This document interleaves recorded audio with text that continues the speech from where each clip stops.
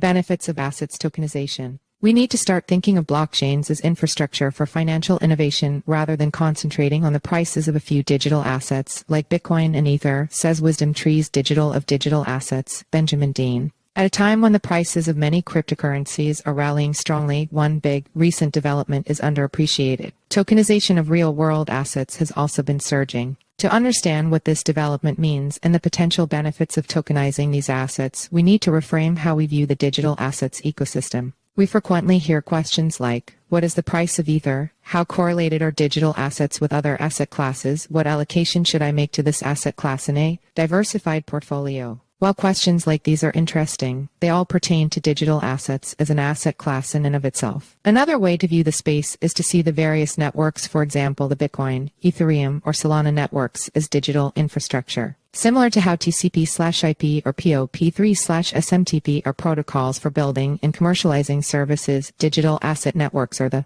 foundation layers on which financial services and other services can be deployed and made available. Asset tokenization is one such example. To quickly define this term, asset tokenization means using distributed networks and the databases that form a component of these networks to register interactions between parties. The most tangible example seen in recent years is the emergence of stablecoins, mostly tokenized US dollars. There are many ways to structure these stablecoins. One popular model is to accept US dollar deposits, typically invested in US treasuries, and then issue US dollar tokens against those holdings, for example UST. The outstanding supply of these tokens currently stands at approximately $150 billion, up from almost nothing 5 years ago. Source: https://www.theblock company/data/stablecoin/SPEGD/total stablecoin supply. This product market fit has now been established, and now the question is, if one can issue US dollar tokens, why couldn't one issue other currencies or assets on-chain?